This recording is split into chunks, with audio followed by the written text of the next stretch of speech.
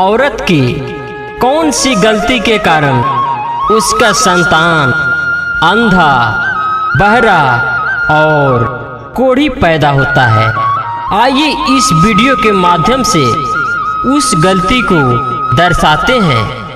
आइए सबसे पहले इस वीडियो के माध्यम से जानेंगे रजस्वाला का क्या अर्थ होता है।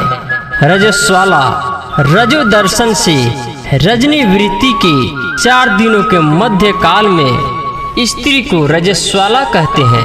आइए हम जाने रजो दर्शन क्या है। रजो दर्शन 1 महीने तक स्त्री के शरीर में एक प्रकार का रक्त इकट्ठा होता है, उसका रंग काला पड़ जाता है। अंततः प्रत्येक महीने की एक निश्चित तिथि को वह खराब रक्त योनि से बाहर निकलने लगता है। इससे ही रजो दर्शन कहते हैं। आइए हम जानेंगे रजस्वाला स्त्री को लोग अछूत क्यों मानते हैं। रजस्वाला स्त्री को अछूत अथवा अस्पृश्य का अर्थ है जो छूने योग्य न हो। रजस्वाला स्त्री के हाथ का छुआ जल पीना भी लोग अपवित्र मानते हैं। उसकी ऐसी स्थिति 4 दिनों तक होती है। रजस्वाला स्त्रियों के छूने से दूध खराब हो जाता है। इनके स्पर्श से जल भी संक्रामक हो जाता है।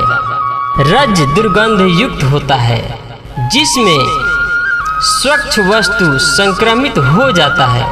किंतु अब ज्यादातर लोग इन बातों को दकियानूसी मानते हैं, जबकि इस तथ्य को वैज्ञानिकों ने भी स्वीकार किया है।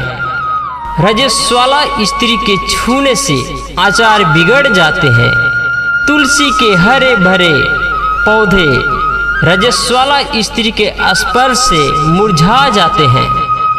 उपरोक्त कारणों को देखते हुए रजस्वाला स्त्री को अस्पृश्य माना जाता है।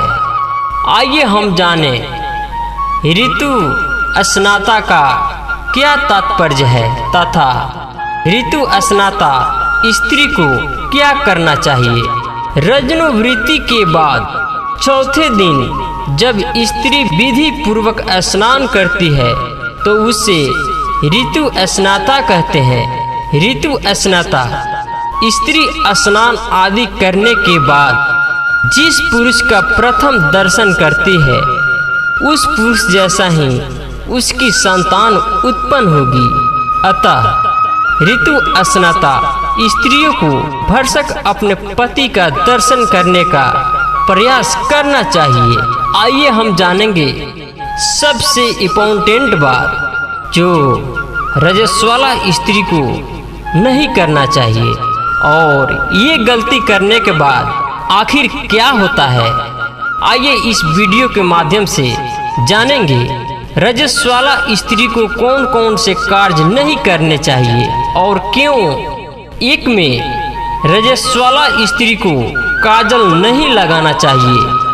धर्ममंत्री कहते हैं काजल लगाने वाली रजस्वाला स्त्री को अंधा बच्चा पैदा होता है। दूसरे में स्त्री को तेल मालिश नहीं कराना चाहिए। इस गलती के कारण संतान कोढ़ी पैदा होता है। तीसरे में रजस्वाला स्त्री के अधिक हंसने से काले होठ वाला एवं विकृत जिह्वा वाली संतान पैदा होती है। चौथे में रजस्वाला स्त्री के अधिक बोलने से बकवादी संतान पैदा होता है।